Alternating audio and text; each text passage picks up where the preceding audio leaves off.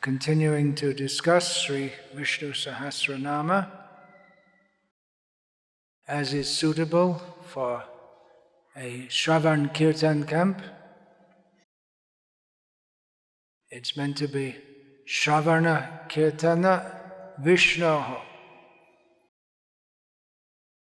as we know from the famous verse describing the 9 prominent processes of devotional service. Just in a few names coming up is the name of Vishnu, Punya Shravana Kirtana.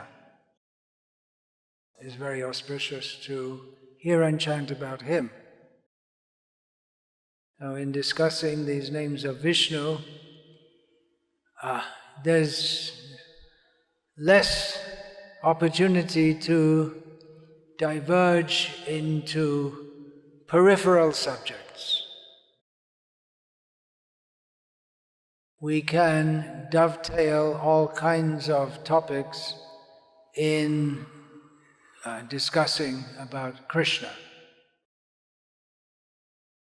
Political, social, economic, psychological, and so on.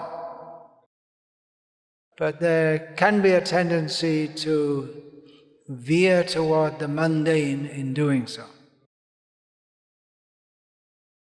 So in discussing Visnu-sahasranama, it helps us to keep very clearly focused on the whole point of why we have assembled here,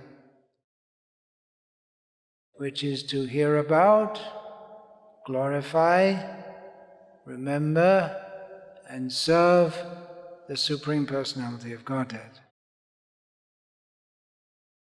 Generally, it's seen that if we discuss political, social, economic, and so on matters, current affairs, devotees, they feel more enlivened.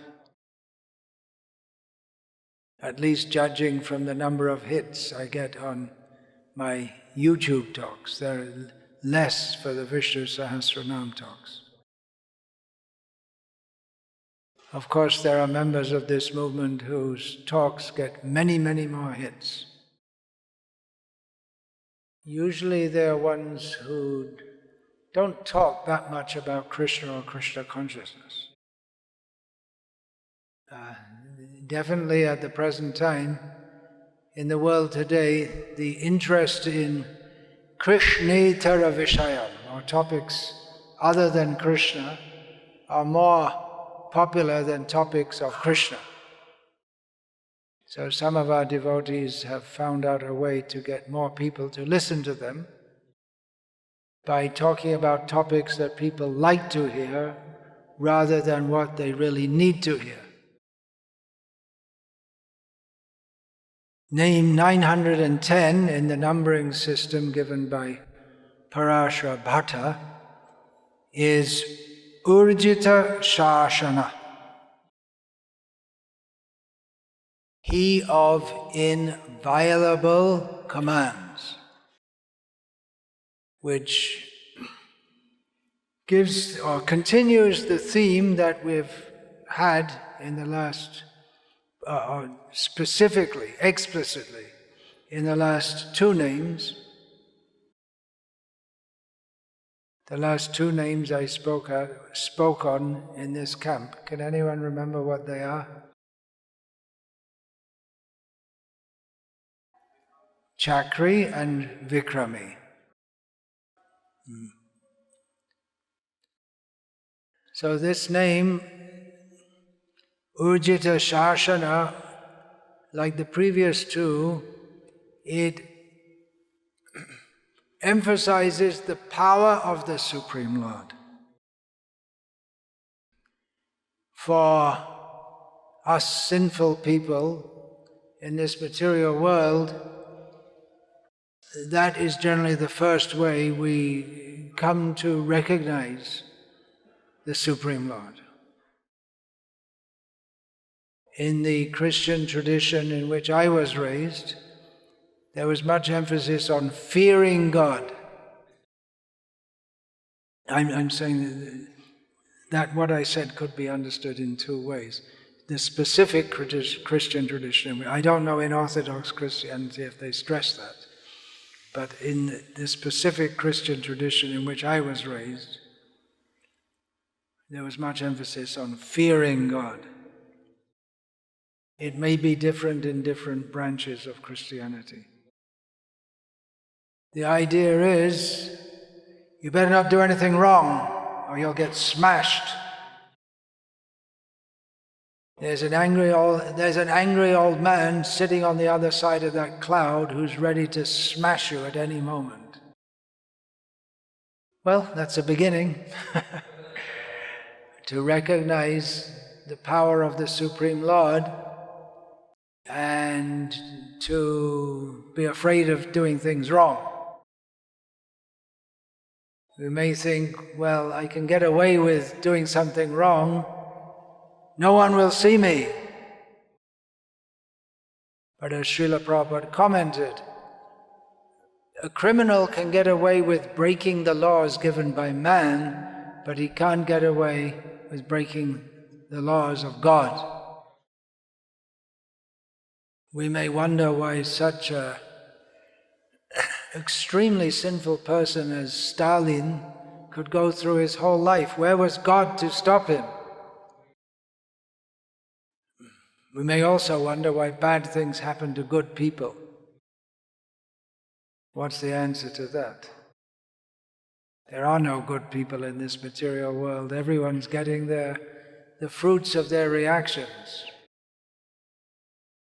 So there is God, there are the laws of karma working under His direction, and no one can violate that without being punished. I mentioned that in the name Chakri, one understanding is that those who don't follow the Vedic path of sacrifice, they are agha, they are sinful. Aghayur indriyarama moghang partha sajivati. Such sinful people, they live simply for the pleasure of the senses. And they live their whole life uselessly in illusion. Now, when people don't follow the laws of God, they have to suffer. That we can understand from the name Urjitasasana, he whose laws, he whose commands cannot be violated. Srila Prabhupada related that when he was a child, a palm reader looked at his hand. He said, "Hukam chalega, hukum chalega." There are two people here apart from myself who can understand what that means. Which language is that? Hindi, you can say, it's actually Urdu. Hukum is actually Urdu, isn't it? That means it literally means his order will go, but it means his order will be followed. The palm reader prophesied that Srila Prabhupada's order will be obeyed, his orders will be obeyed. In other words, he's a very commanding, authoritative kind of person, a natural leader. Now, anyone in this world who has any qualities or abilities, those qualities and abilities reflect the supreme qualities and abilities of the Supreme Lord. He governs this world effectively because He's in charge. He's ultimately in charge. No one can go against His order. There's a famous folk tale from English. I don't know whether it's true, no one's sure whether it's true, but from English history, there was a king in England called Canute. This is going back more than 1,000 years ago. So apparently, he ordered, when the sea tide was coming in, he ordered the sea tide to go back out again. But the sea tide kept on coming in. There are two interpretations of this. That either he was so foolish as to think he was so powerful that the sea would actually follow his order, or that his sycophantic followers were so ridiculously praising him as being so powerful that he wanted to show to them that he wasn't so powerful. People who worship others with unrealistic expectations are setting themselves up to be disappointed. On the other hand, however much we praise the Supreme Lord, that praise will never come even close to His actual glories. How powerful is He? With our very limited intelligence, it is beyond our ability to even understand or imagine how powerful He is. We become astonished if we see some powerful manifestation of material nature.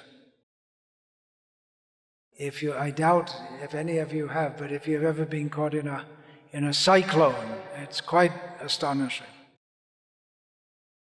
Or floods. Has anyone ever been in floods? Where? In Mayapur? Yeah.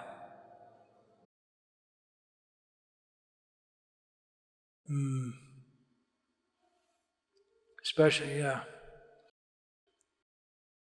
I was once in Bangladesh on some high land in a town, and it was inland, long way inland, but the floods were such that whichever direction you looked, you could only see water. It looked like it was as if we were in the middle of the sea. So we become astonished at the power of material nature. But this is only a tiny manifestation of the power of the Supreme Lord. Parashar Bhatta explains this name as follows. Virinchi Purandaradi Alangagya Urjitasasana. He whose order cannot be transgressed, even by Brahma, Indra, and others.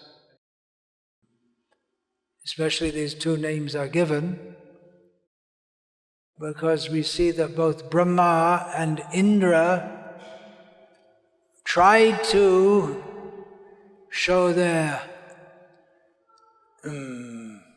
prowess upon seeing Krishna's childhood pastimes. They both knew that Vishnu had come to the world for the sake of helping them. It was on the prayers of Brahma being instigated by Indra and other demigods that Krishna appeared. But they were expecting Vishnu will come in all his might and glory as Chakri holding his Sudarshan disc, as Vikrami showing his mighty power. And they saw some village boy taking out cows and not even wearing any shoes. And so they wanted to show that they are more powerful than him. They became embarrassed.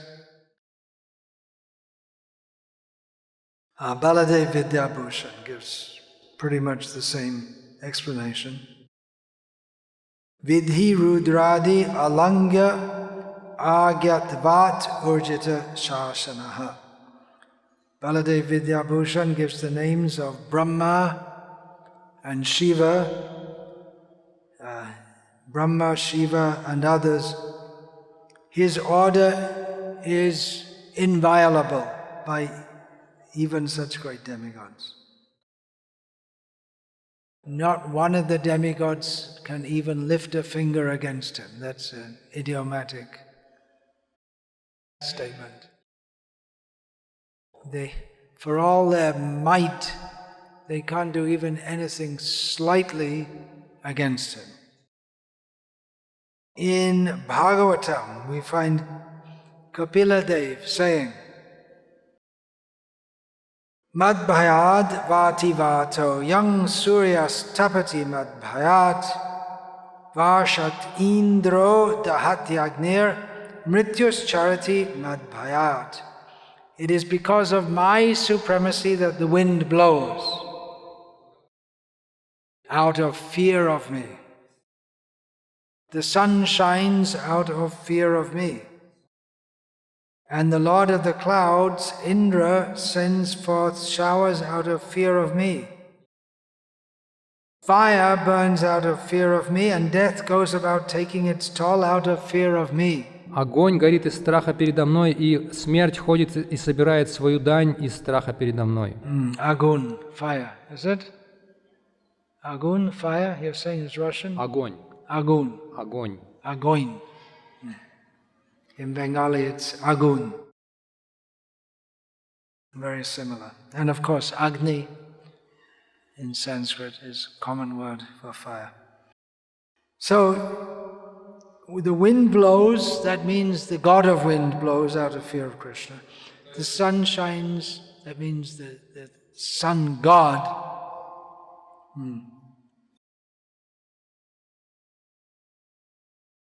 In the Upanishads also there are similar statements.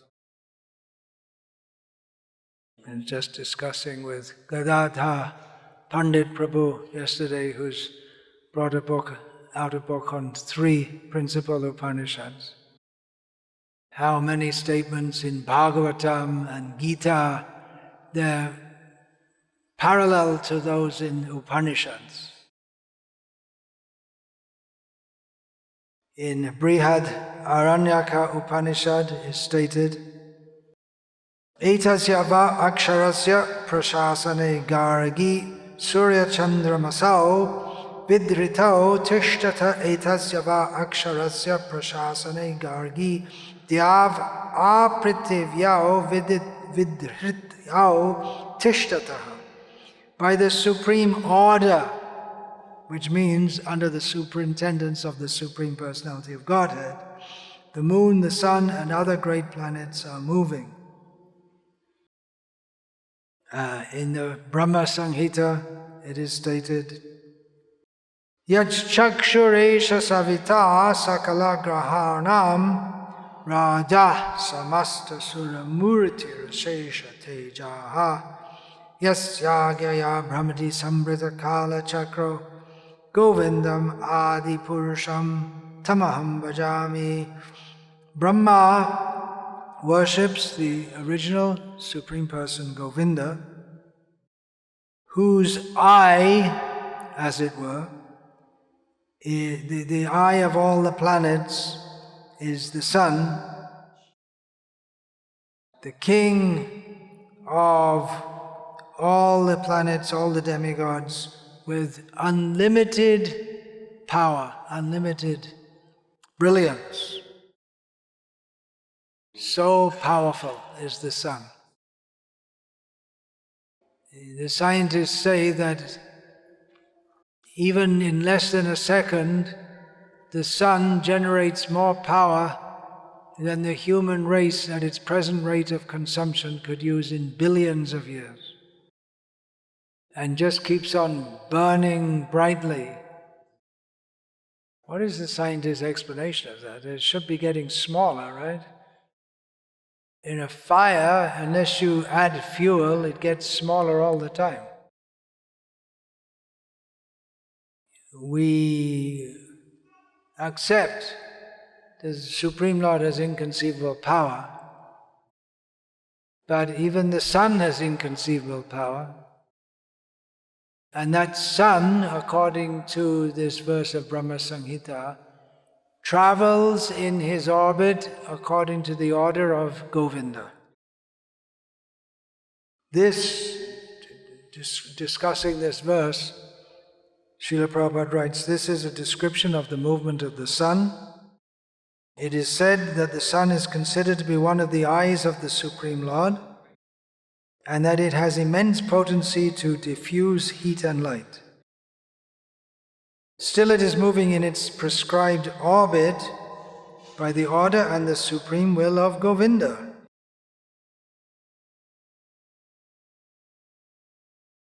Now, Govinda's commands are so powerful that no force in the universe can go against him.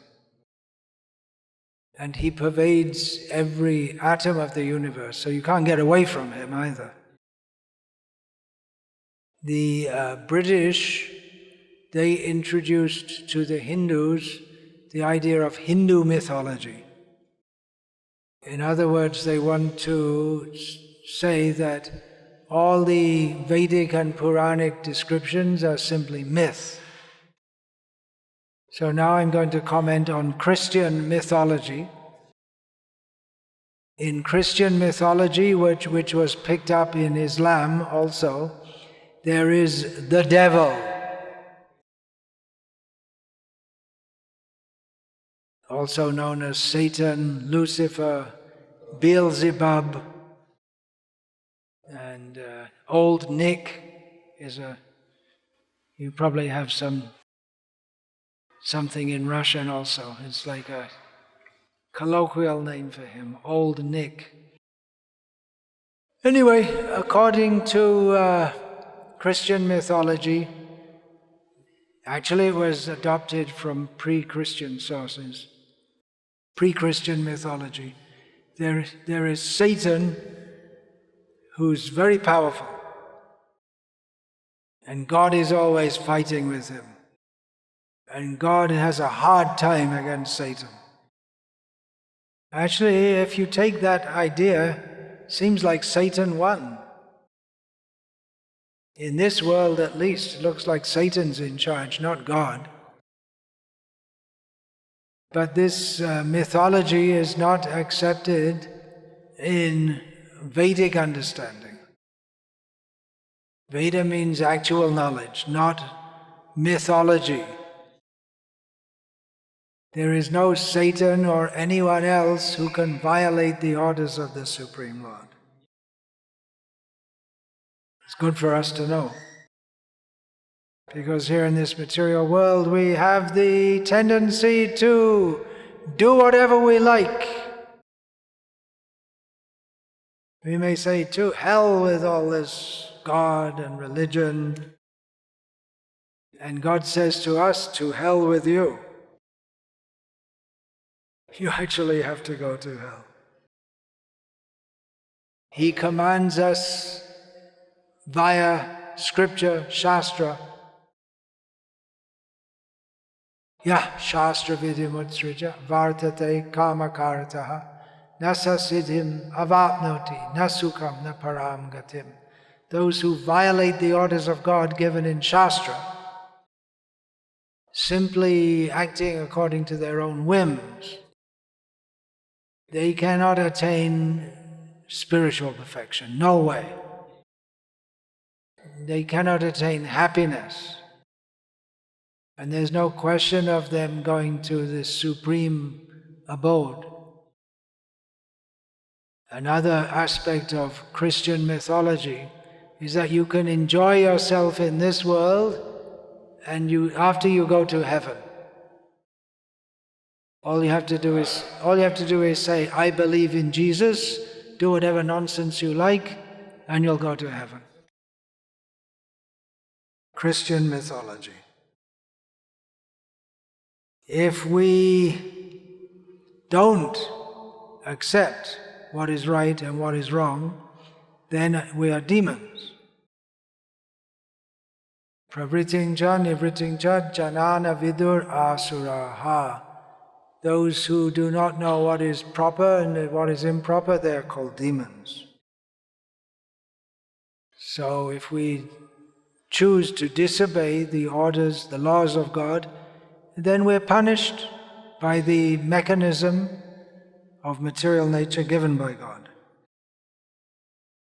It is a loving punishment. He wants to rectify us, but it is punishment nevertheless. No exceptions, no excuses. The only way out is Mamekam Sharanam Vraja, surrender to Krishna. He will deliver us from all sinful reactions. And if we're so dull, as we mostly are in Kali Yuga, that we don't do that, then Ek Krishna Nama Kare Sharva Papa Koi. Simply by chanting the name of Krishna even once, all our sins are destroyed.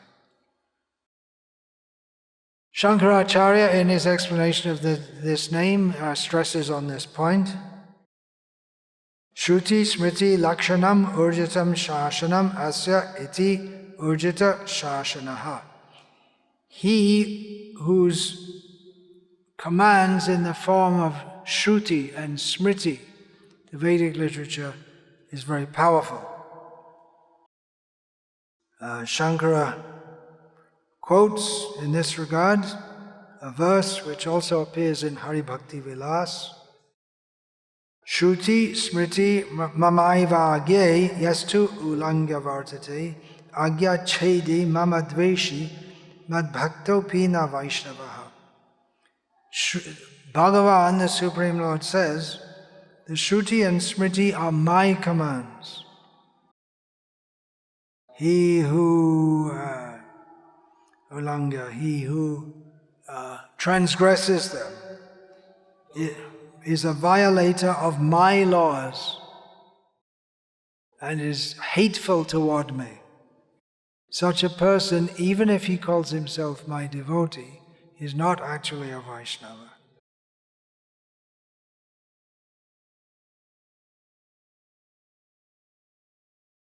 Sadhu savdhan, be careful, all you saintly people.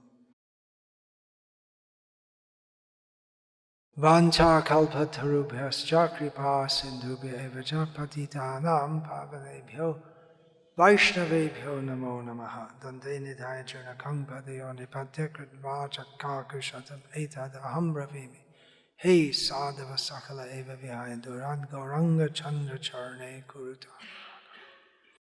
Parivadatu dano yata tata vandanu mukara navayam vichara Hari rasa madhira madhati mata puvi vilota nartana nirvishama Hare Krishna, Krishna Krishna, Hare Hare, Hare Rama, Rama Rama, Hare Hare.